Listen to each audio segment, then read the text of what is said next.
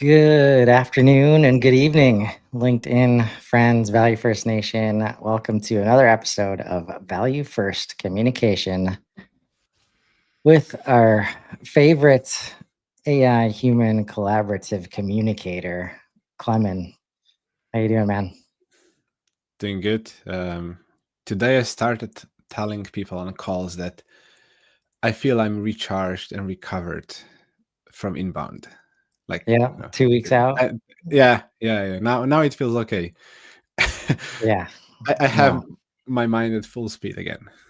right. No, I hear you. Not even have to travel like as much as you did. Um, But yeah, we're gonna recap a lot of what we learned there and at the data summit before that. Um, Spoiler alert, a lot of alignment between those two events. And so we think we're on the right track. But first, got one more principle, which of course leads in very well to the rest of the conversation and what we felt at Inbound. Principle number 7 here for the Value First Communication Manifesto. We will measure relationships and understanding, not just attention. We believe communication success should be measured by strength of relationships and depth of understanding created. We commit to developing metrics that measure these meaningful outcomes rather than focusing solely on immediate attention and conversion metrics. This means we will develop indicators, also known as signals sometimes, of relationship strength and development instead of just engagement volume and conversion rates. We will track understanding, application, and problem solving success rather than just content consumption and lead generation. We will measure long term impact and relationship development rather than just immediate reactions and campaign performance. We will value quality of engagement and genuine interest over quantity of impressions and reach. And we will align metrics with actual business value and customer success rather than vanity metrics and promotional effectiveness. Thoughts? It really aligns how I wanted to spend my time at inbound. So it definitely is nice to the inbound recap and everything we learned. But I mean, in a way, we go then back to all that. Okay, but how do we measure? How do we track progress and whatnot? And I would say, we'll need more time and work to change the mindset, to change everything. I think last week, and I was super excited to read that. Super, one of the super guys posted a link that they have, team quota. They don't have reps quota. They have team quota. And I said, oh yeah, I mean, this Yeah. is this is the mindset shift that should happen. Yes, it's fine to have quota, but to what we discussed at one of the previous shows, if you have single person based quota, those people might not be motivated or encouraged to build relationships, to build presence on LinkedIn, to post on LinkedIn, to make comments. Because hey, if I comment on a guy in Minnesota and I'm out of Boston and I need to cover Massachusetts, am I helping my quota? No. So why should I do it? Where if you have teams quota and you're aligned of where you're going, it just makes sense. Yeah. More voices, everything. And the same goes for building relationship, which I felt more people than last year were there to just spend time with people and talk to people. Of course, there were people, just running from one session to another, and it's fine. But it felt a lot of people were just there to hang out, to talk, to chat, and that was a good feeling to see. That kind of shift in the focus. So Yeah. I think this is definitely how we should all be thinking about. And we've been talking about it a lot in that AI world and everything.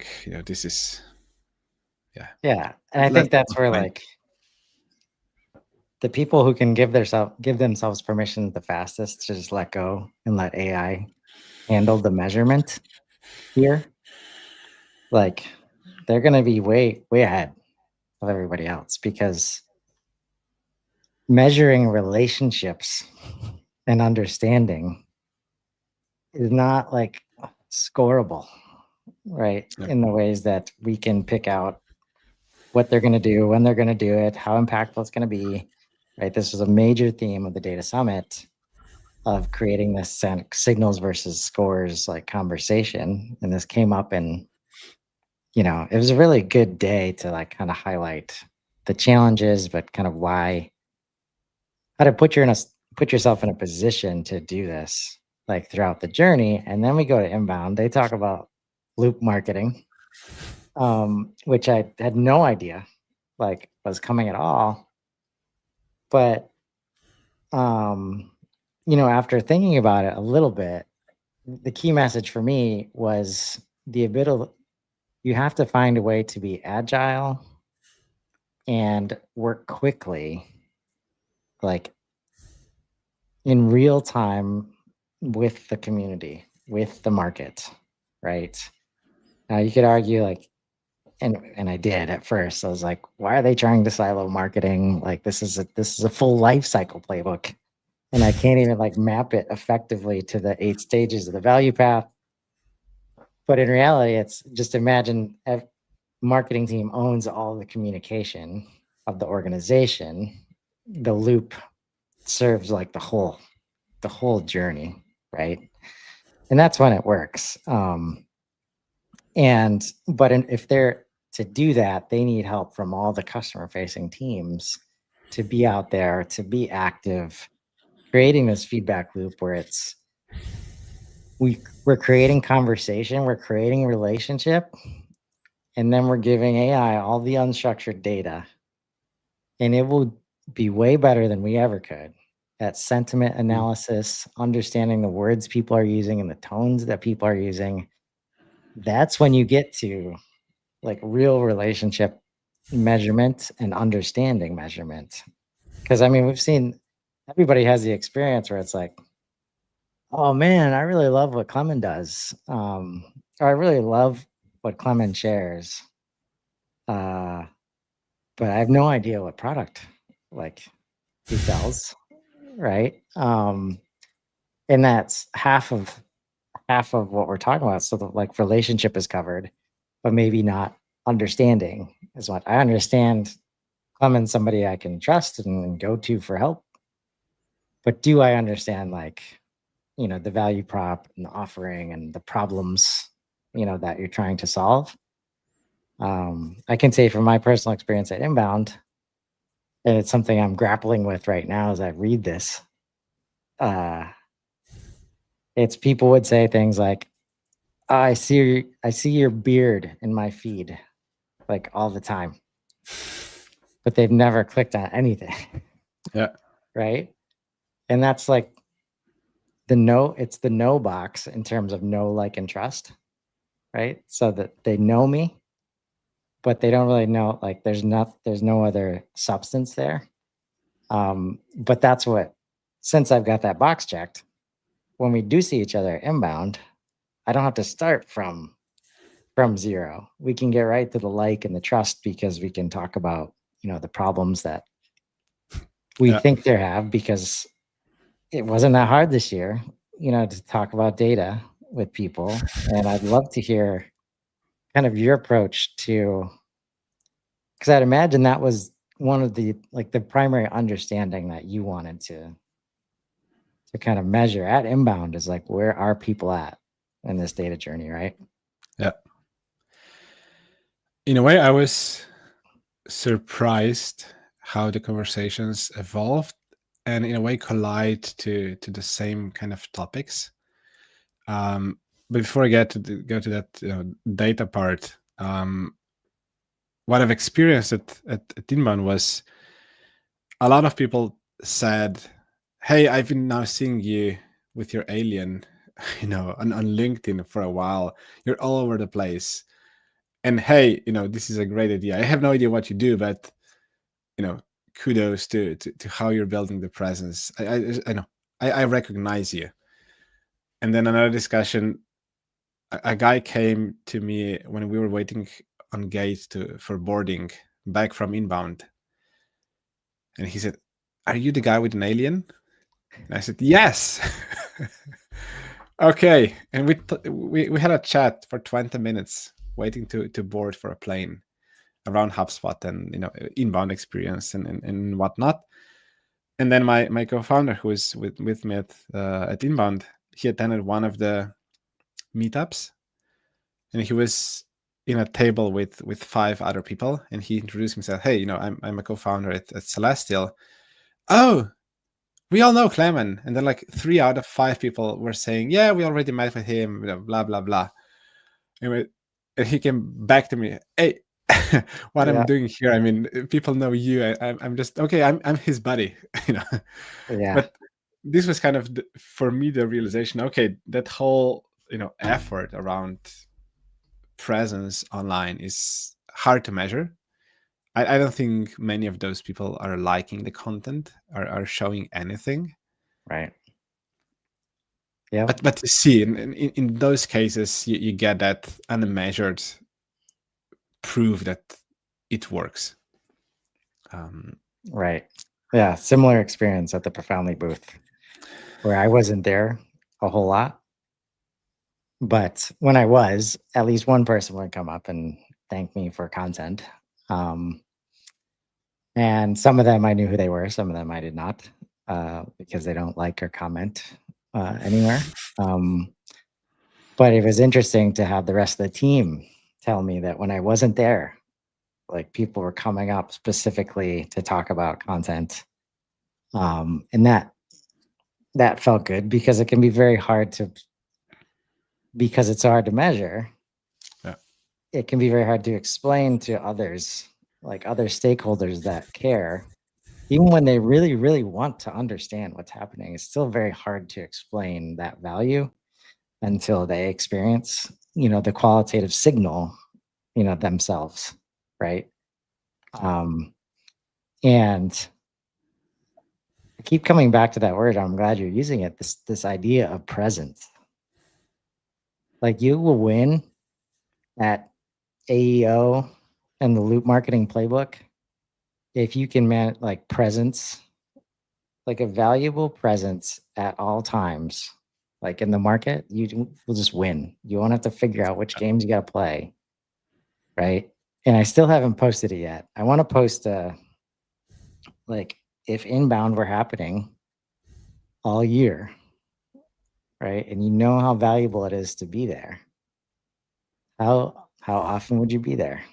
Like, because if you're not there, like you don't have presence, and you're not going to kind of build this awareness and this trust, because it's really hard. Like people understand the value of showing up at inbound and being in person and with each other, but when you talk about what it takes to recreate that when we're not at inbound and we don't have everybody gathered inside of one building, like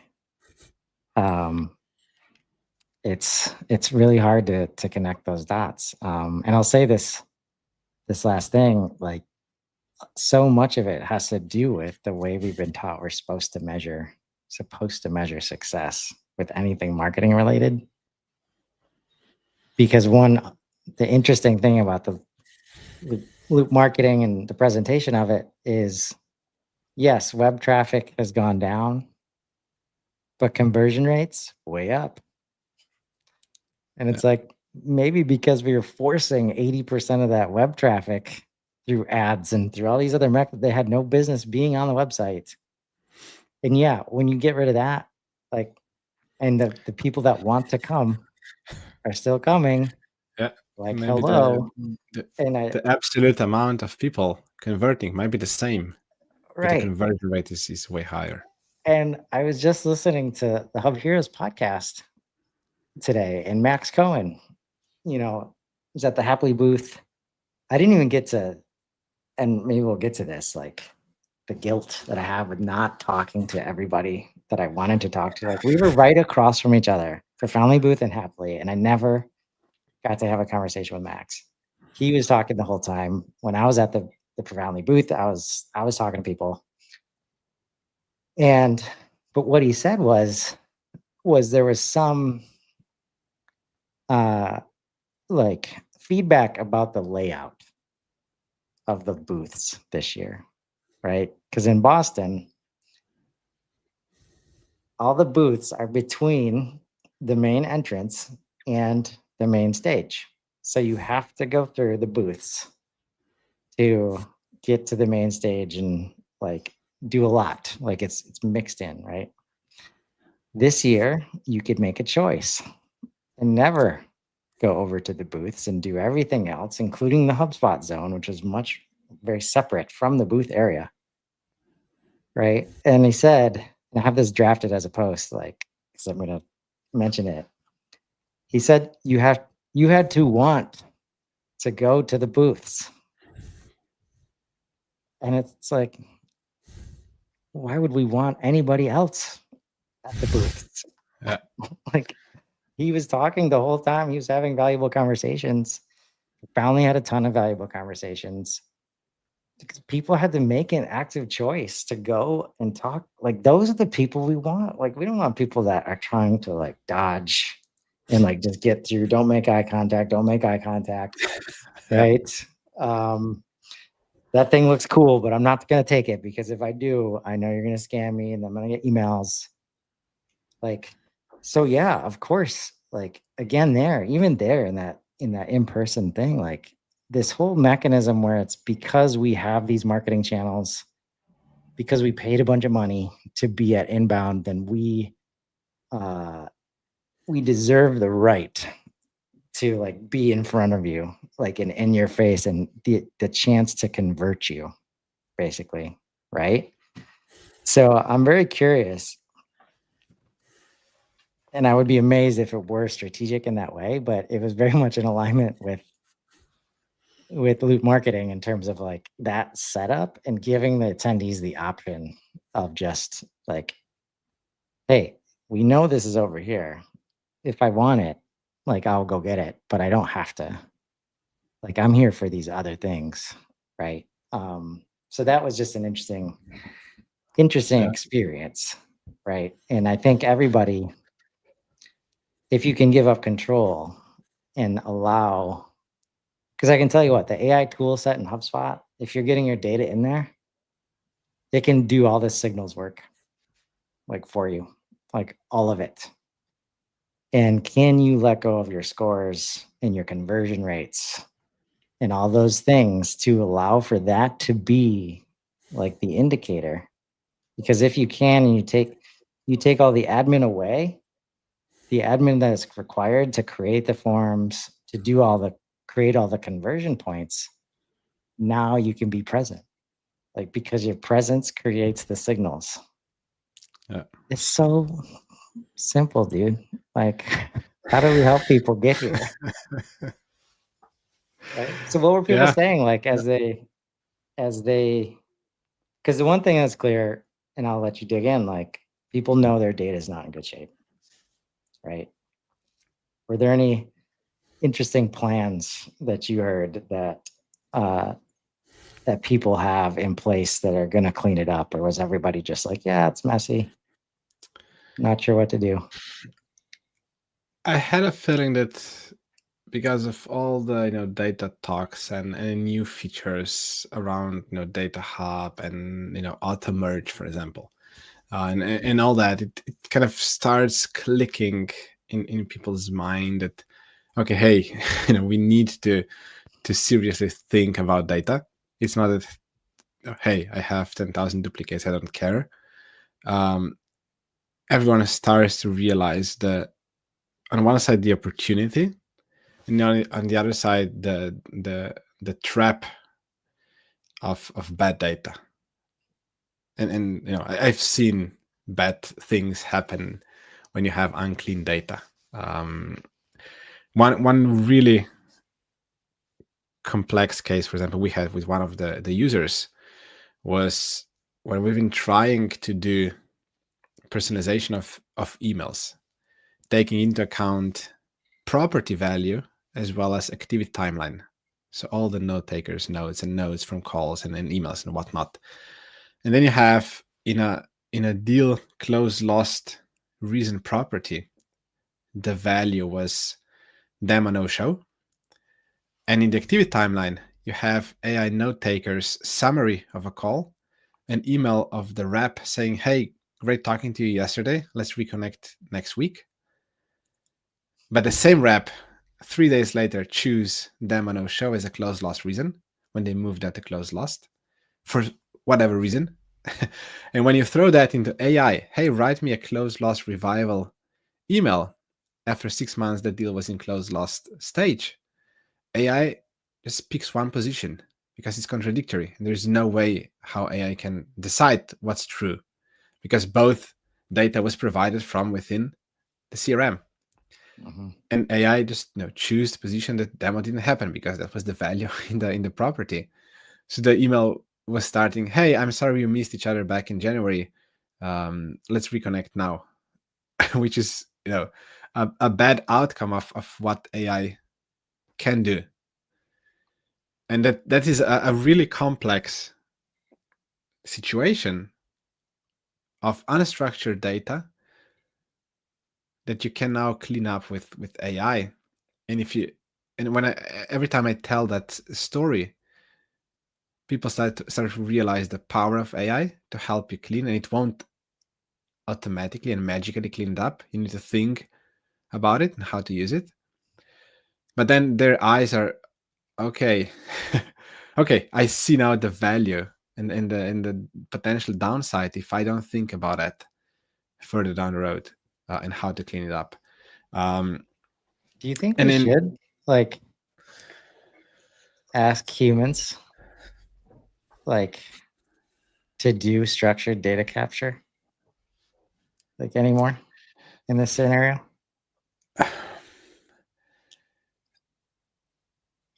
As little as possible, but sometimes you just need to ask because it's not obvious. Maybe if you have a call transcript or if you have enough data that you can, for example, in that case, make a conclusion why the close lost reason was, and obviously it was not them a no show, there was something else. But if in that case, maybe just prompt the user, hey, something is not right considering both data points. Do a better job of providing more insights of what happened, because the activity timeline was call transcript and email, great talking to you, let's reconnect next week, and the next action was deal was moved to close lost. So there's something missing, and Right, there's no way. Yeah, something happened. Maybe a call, maybe a LinkedIn message, something, but the system doesn't have that. So in that case, gather all the data and help with that, or prompt the user. But if the user picks the position which is obviously wrong, force the user to provide the at least a defensible the evidence that something happened. And that's where I don't see how you cannot ask a user at least to provide more information around that. But if you have data available, I think there's no need. This is the admin work where AI should definitely automate stuff. Right. Because even in those moments, trying to create scenarios where, let's say I was that rep and we could, there was no structured data anywhere. And it was just Breeze asking a question. Hey, this thing doesn't make sense. Turn your mic on and tell me what happened. And then it's just always conversational. Man, that's going to be a problem. We will get there. That's how this stuff is going to work. Because that's where humans, so much is lost between here and the keyboard. Right? Yeah. So if we can show up in that way,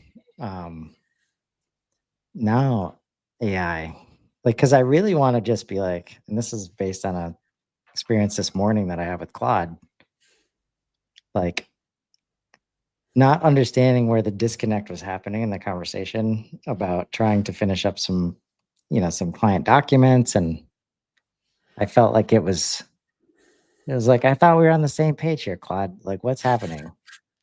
And in the meantime, I'm asking for very specific feedback. I'm giving spreadsheets, like, please analyze spreadsheets against this document. And I'm trying to make it not conversational. Right.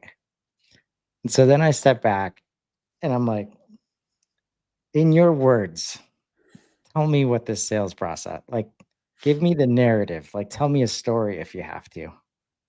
Right. And then he nails it. Right.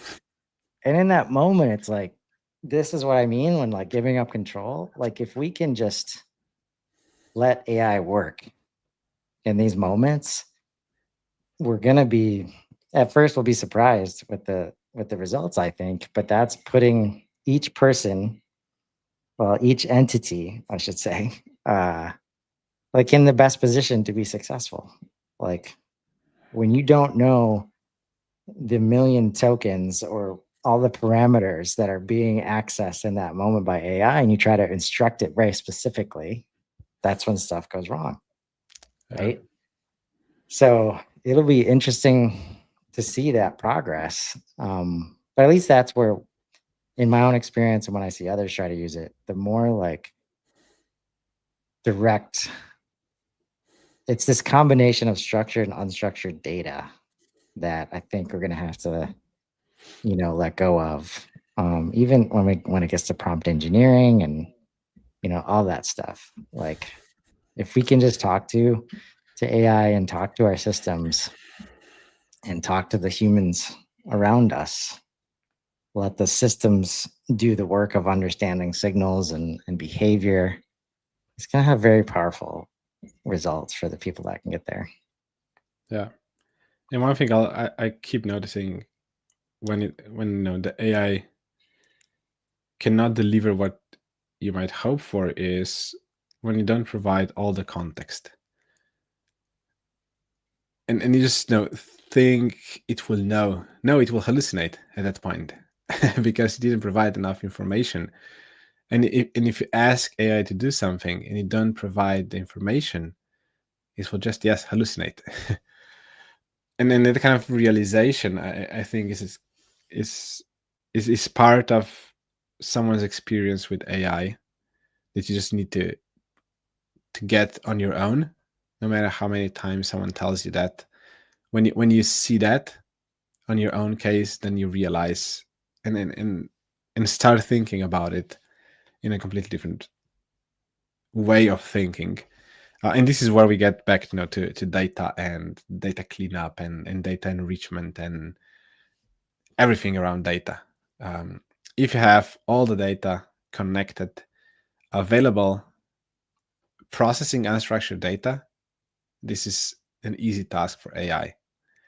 But if you have the data available to AI, if you don't, back to the closed last reason. If there is no information after that call, there's no way AI can make a good conclusion why that closed last reason is not the right one and what should be the right one. But if you would have, if you would have a call recording that's maybe 30 seconds call that happened, if it was there, AI can easily process that and just map it. Yeah, that reminds me of a comment that somebody made yesterday. I think he said something like, "It starts with the data," or "It starts and ends with the data," something like that. And I was like, I get it, but does it? Or does it start and end with context? And then the data, like, can data work without context? In some scenarios, right? But those are like the operational scenarios, the ones and zeros, the engineering, where everything's been proven out. But when it comes to human behavior, like it'll make guesses, and sometimes it'll be right. But yeah, an interesting thought. Data, yeah. If you put data in the right context, it won't work. So yeah, it's more about the right context and explaining to AI what the data means, and then it can really work as you expect it to work. Yeah. And like, talk about the power of product naming successfully. Like now that it's called Data Hub instead of Operations Hub, we probably just naturally get more people to care about data as a topic, right? And now it's not as hard to explain because every layer of explanation related to data literacy and just creates more challenge and more places to get confused. So that was appreciated and a long time coming. But what got you excited, or what did you hear? Either how people were dealing with any of the announcements. Like, did you ask anything about like how people were planning on solving like their data problems? I had one really interesting conversation with the lady. She said after the first day, when she came to the hotel room, she started making notes from the spotlight and all the announcement and everything. And she outlined a 12 months plan, how things will follow to implement everything she learned in day one. And after day two, she realized, okay, that's not going to work. I'll make a plan for 90 days. Yes. and let's see how far we go, because in 90 days things will be completely different. Features will be different. Functionalities will be so bad, and so forth. That's one. And the other one, it felt from the conversations I had that people start to realize they need to solve the foundational issues before they can think about fancy AI stuff. That's all good.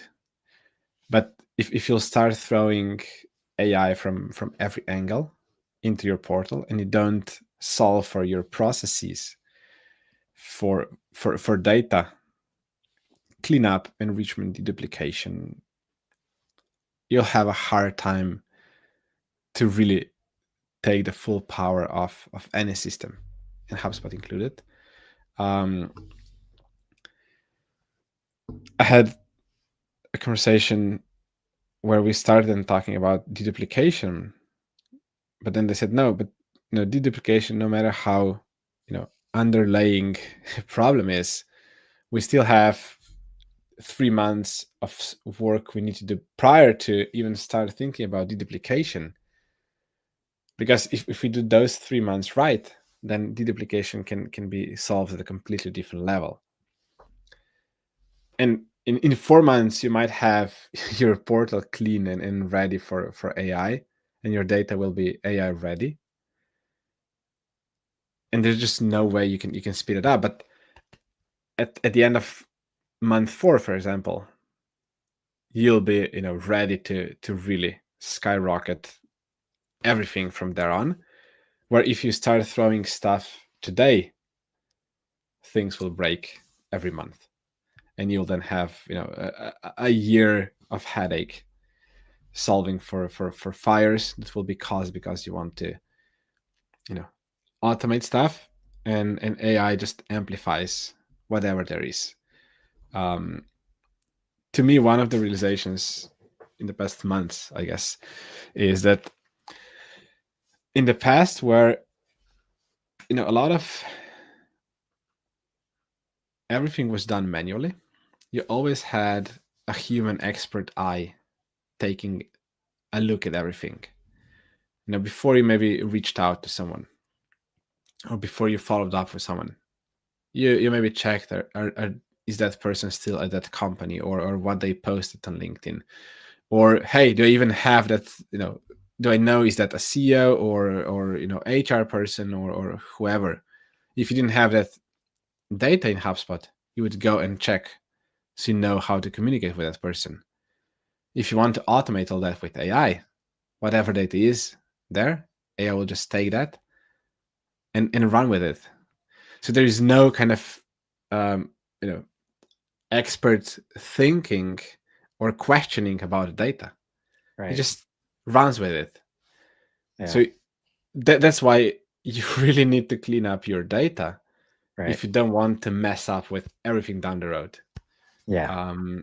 At least until like a significant amount of training happens inside the system, right? Which is why, like, probably some of that 4 months, like while you're cleaning up data, this breeze layer, which really wasn't, I really wasn't thinking about it in this way until inbound.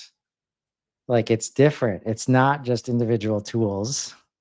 It is a layer built into HubSpot that is always learning from the user, the usage and the behavior of the users.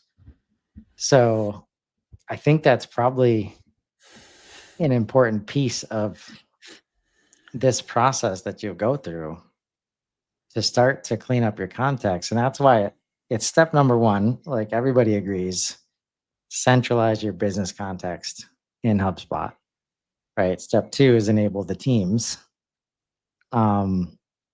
But like as you go through this process, and usually the humans are learning at the same time when you go through these process in a concerted way.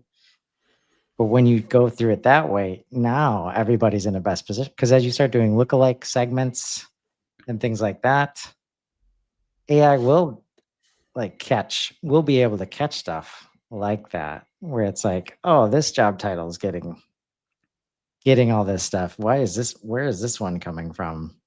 Let's check it out, or let's flag the user to double check it. But when you're starting, like if you just start right now, it's going to go with whatever data it has access to, right? No matter how good your prompt is, or like, yeah.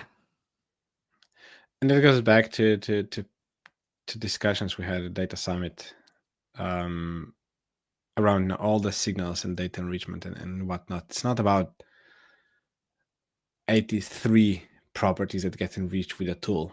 It doesn't matter. You need to understand what's relevant data for you, and there might be only 5 properties, and hey, it might not be the headquarter of a company, which is the most important property to have it filled out, but there might be something else specific for your own business. So care about those relevant properties and values and inside signals, whatever we call it. This is the foundation that will help you build on top of everything you have in your portal, not all the random data that is completely useless for your own case. And that goes back to, hey, think about the data strategically. What you need to know, how you can understand who is who, where you are, where you have the best success, where you need to focus, where you need to double down. And if you know that from the beginning, then you can set a system to make sure you have the data clean and up to date and enriched. And then when things will start to extrapolate to more context companies deals, then you'll start seeing the right patterns. Otherwise, it will be a mess.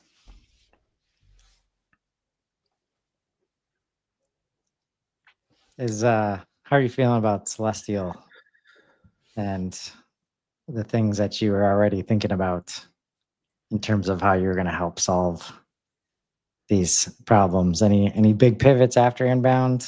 Anything you want to share? I wouldn't yet call it a pivot, but I think we're getting there.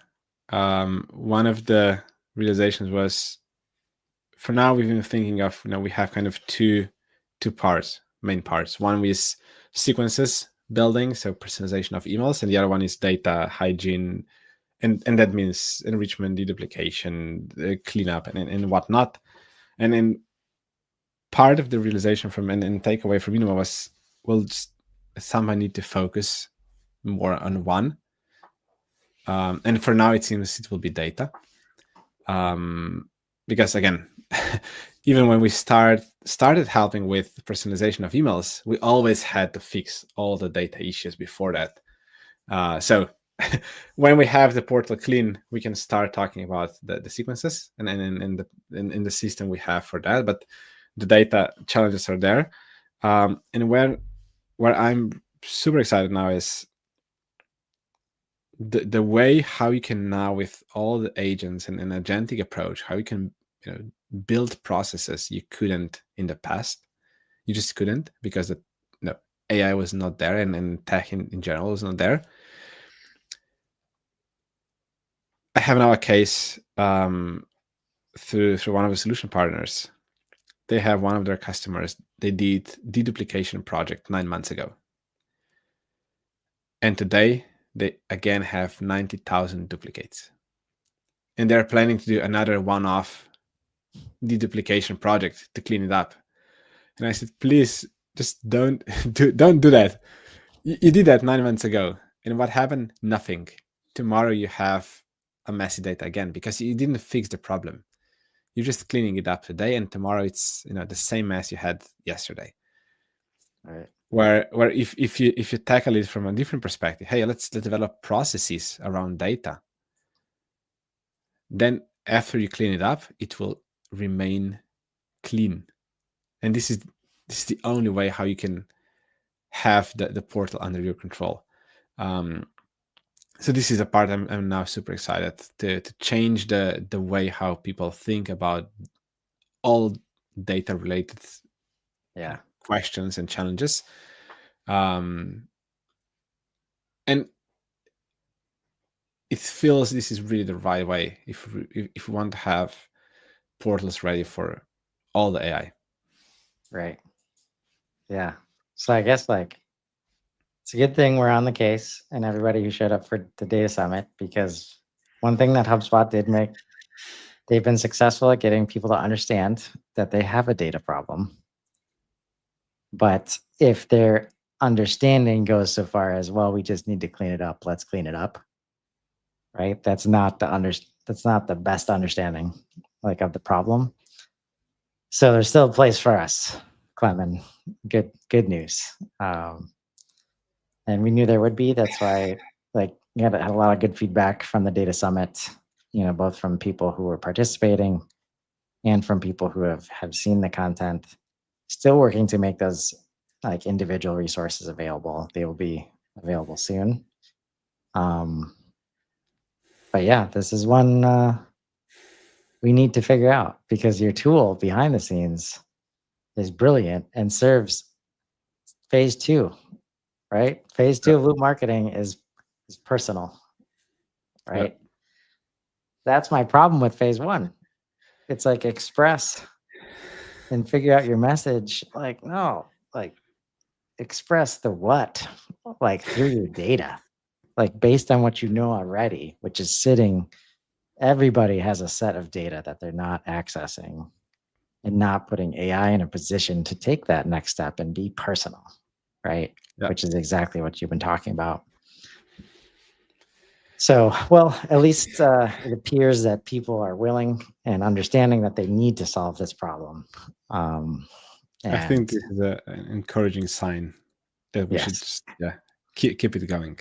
Yeah, well, it's where we needed people to be, and looks like we're there now. So we'll have a busy rest of the year ahead of us. Well, we are done with the principles for value first communication. There's lots of stuff related to this topic that Klemen and I have talked about going into. So the series will go on. It definitely will. Until next week, Klemen. Take care, Chris. Thank you. Right. Thank you, everybody. Everybody See you have a next week. great day. I'll see you next time. Take care.